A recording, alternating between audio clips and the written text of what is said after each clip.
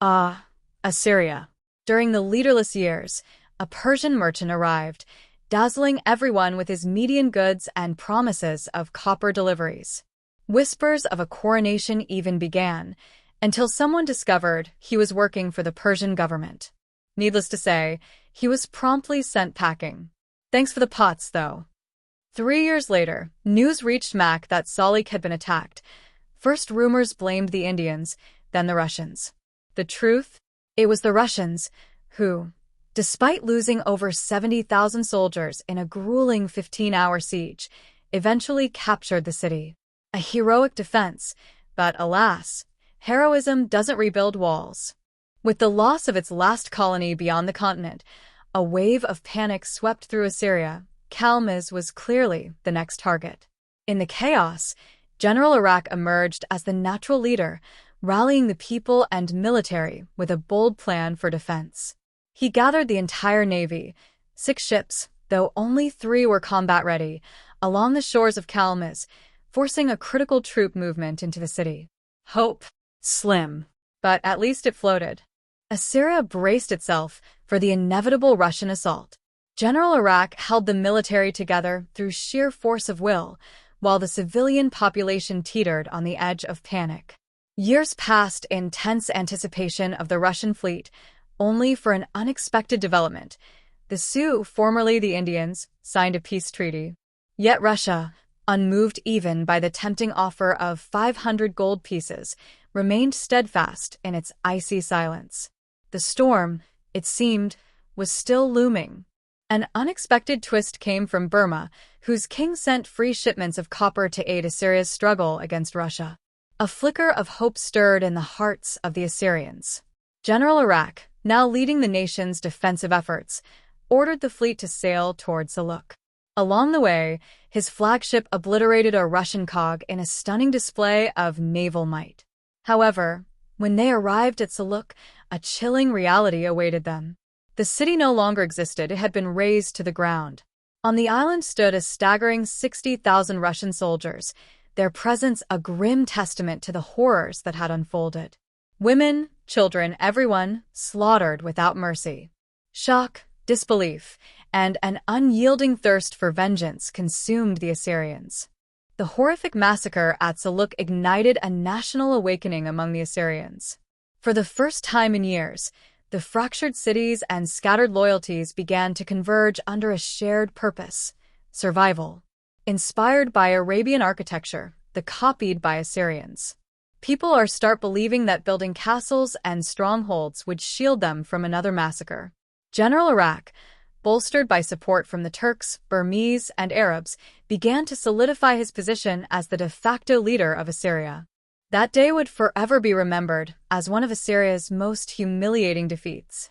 General Iraq, leading the fleet of 5, to be honest, all Assyrian dromons near the waters of Jurchen had hoped to outmaneuver the Russians and catch a few of their vulnerable galleys. Instead, he sailed directly into a nightmare. The first blow came swiftly. A Russian dromon smashed into the lead Assyrian ship, sending it to the depths in moments. Enraged, the remaining 4 Assyrian ships pursued, but they lost their target in the misty waters. Then, from the unlikeliest of places, a German Aachen port, 2 Russian dromons emerged, ambushing the Assyrians from the rear. In the chaos, 2 more Assyrian dromons were destroyed, while the Russian vessels retreated, battered but alive, into the safety of the German harbor. When General Iraq demanded access to pursue, the Germans simply waved him off, denying him entry. Left with only 2 dromons and a fleet that hadn't sunk a single enemy ship, Iraq was forced to retreat in disgrace toward Kalmiz. This wasn't just a defeat, it was a total catastrophe, an embarrassment that crushed any remaining hopes of Assyria's naval resurgence. The people, once inspired by Iraq's leadership, began to revolt against him. The years that followed brought chaos and heartbreak to Assyria. In Mac, unrest reached a boiling point, triggering an exodus of its residents. The Assyrian people were fractured. Some, consumed by rage, called for vengeance, demanding an elite strike force be sent to raze the Russian capital in an act of fiery defiance. Others, however, sought a quieter path to survival. In a bold and desperate move, a group of settlers from Mak secretly commandeered the old galley, Syria. Protected by a single war galley of independence, they fled toward the forgotten island of Iliamia, a distant on ancient maps they hoped the Russians had overlooked. It was a gamble, a dream of a new beginning far from the relentless Russian threat. Meanwhile, the majority of Assyrians remained behind, their spirits crushed. With the nation officially deemed the weakest civilization in the world, many began to listen to the soothing yet unsettling words of the annual Arab envoy. "Assyria is as much under our care as our own people," he declared, year after year. Slowly, this promise of protection began to sound less like reassurance and more like an inevitability. The Assyrian tale took a sharp turn toward both desperation and hope. The settlers aboard the Syria and the war galley Independence braved pirate attacks and treacherous seas as they made their perilous journey toward Iliamma, clutching to the faint hope of a new life. Meanwhile, back on the mainland, a fleet grandiosely named Revenge, 4 aging ships carrying 60,000 Assyrians, set sail on what could only be described as a suicide mission to assault the Russian capital of Moscow.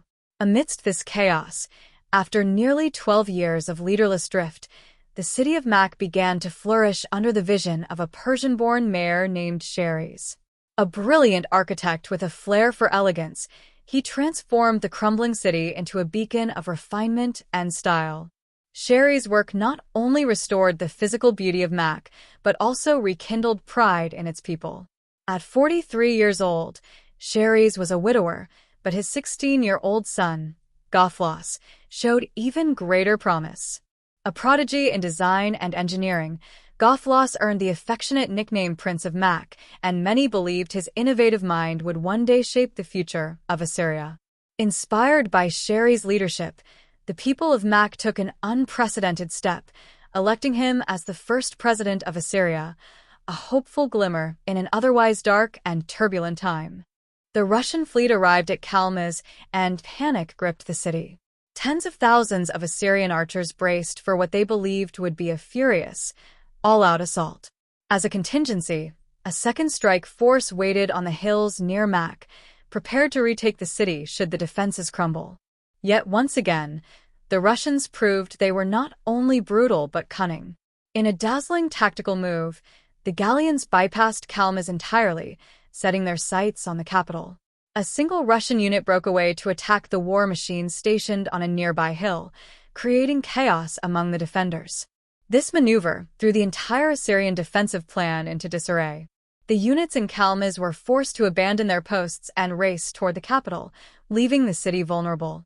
The defenders were swift, but perhaps not swift enough. Meanwhile, in a moment of respite amidst the chaos, the settlers aboard the Independence reached their destination, the fabled island from old maps. It was deserted, untouched, and brimming with potential. Against all odds, the daring gamble succeeded, granting Assyria a glimmer of hope amidst the storm. The Russians, true to their reputation for ruthless efficiency, utterly razed Kalmaz to the ground. There was no need for siege engines. The city was engulfed in flames, leaving nothing but ashes and memories behind. Now, all hopes for Assyria's survival rested on the defenses of its capital. In a final, desperate act, President Sheres of Assyria sent an envoy to the Russians, pleading for peace. He prepared his advisors for the grim possibility that if negotiations failed, surrendering to Russia's terms might be the only way to preserve what little remained of the Assyrian people. The approval for capitulation was granted, but the decision was kept under the tightest secrecy. However, the Russians had no interest in peace, or even surrender. Their goal was clear: to erase Assyria from the annals of history entirely. Meanwhile, a flicker of hope emerged as the exiled settlers finally arrived on the distant island. There, they founded a new city, New Assyria. It was a fragile beginning, but one that carried the faintest promise of survival in a world intent on their destruction. The final curtain for Assyria's storied capital was drawing closer, but let's not miss the irony of it all. Somewhere out there, 60,000 Assyrian soldiers, bravely or cluelessly, marching with a purpose, didn't even make it to the capital. Nope, they ended up in Jurchen, presumably looking for their last heroic strike, or maybe just the nearest tavern to drown their sorrows.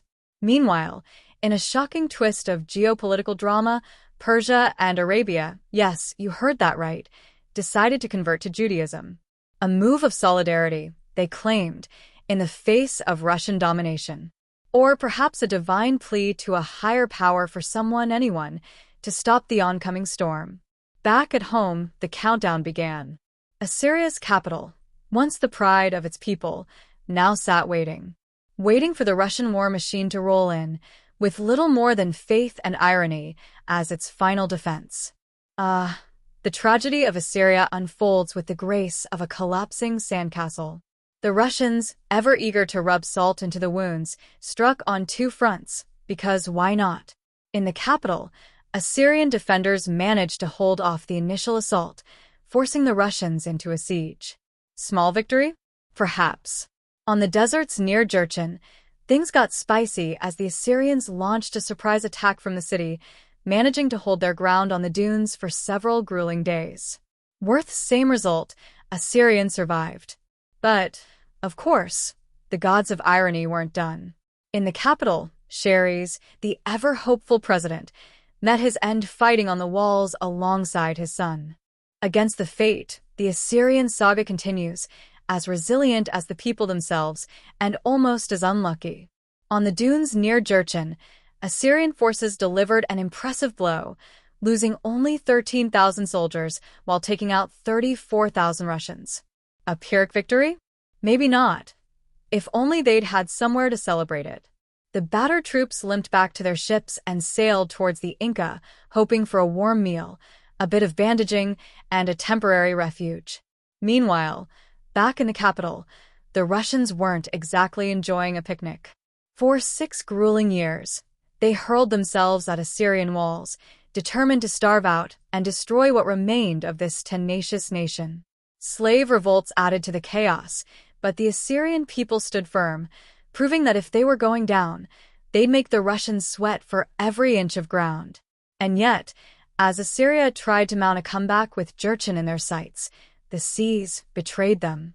A fleet of Russian ships, nearly twice the size and power of the Assyrian navy, loomed near the coast. The desperate retreat to Incan ports was admirable in its urgency, but tragic in its futility. The Assyrian ships were simply too slow to escape their fate. The Assyrians, weary and battered, extended their hand to the Arabs, accepting a proposal to join their empire as a last bid for survival. Surely, the Arab king would embrace such a strategic and symbolic addition, right? Wrong. The Arab king, gazing nervously at the ever-looming Russian bear, promptly declined. 2 years later, on the same fateful day, the Russian forces launched a devastating double-front assault, sweeping aside any hopes of a final stand. On one front, their galleons bring new army, devastated the Assyrian army preparing to strike at Jurchen, while on the other, they struck the very heart of the Assyrian capital. Once again, the Assyrians held their ground, defending valiantly. For the next 10 years, the Russian forces were unable to break the capital's defiance. They rampaged across the land, destroying everything in their path, slaughtering peasants, and watching as the minor city rulers came and went without leaving a trace. But on the seas, things took an unexpected turn. A fleet of 4 Assyrian ships, by sheer luck, managed to escape a Russian ambush. However, the Russians were relentless and sent 2 dromons after them. With no chance of outrunning the faster ships, the 2 slowest transport galleys were left behind as bait. The Russian dromons closed in, sinking the 2 transport ships, but as the Assyrian galleys sank, the Russians were caught in a deadly trap. The remaining Assyrian ships turned on the Russian pursuers, sending the dromons to the bottom of the sea in turn. It was a bittersweet victory, but a victory nonetheless. Amid endless siege and chaos, the Russians, because steamrolling Assyria wasn't exciting enough, decided to declare war on Kochinko. Why? Who knows? Maybe world domination gets boring without a side quest. Back in Assyria, someone had a brilliant idea. Let's build an apostolic palace for Judaism. Unite Jewish nations, declare a holy war on Russia, and miraculously reverse decades of disaster. Bold? Absolutely. Crazy? You bet. But as Assyrians labored on their grand project, they got gut-punch news. The Kushans had already built the palace. Turns out, history doesn't wait for slowpokes. Morale? Obliterated.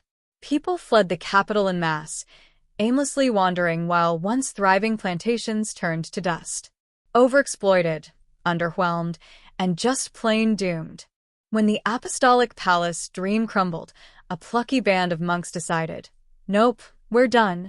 They piled into a barely seaworthy fleet and set sail for an Arabian island, somehow convincing the Arabs to embrace Assyrian faith. Small, weird win in a sea of catastrophic losses. Meanwhile, the capital was spiraling into 20 years of corruption, mismanagement, and chaos. Naturally, the Russians came roaring back, turning Assyrian shores into kindling with their navy. The proud city of Mac, now a shell with 40,000 starving souls, tried one last thing: let's build new walls. Because that wasn't years overdue. But when two massive Russian armies, nearly 200,000 soldiers, closed in, Mac's fate was obvious. Around this time, New Assyria's desperate citizens begged Arabian King Abubagra for adoption. Kind-hearted or just strategic, he welcomed them into his realm. Then came the siege of Mac.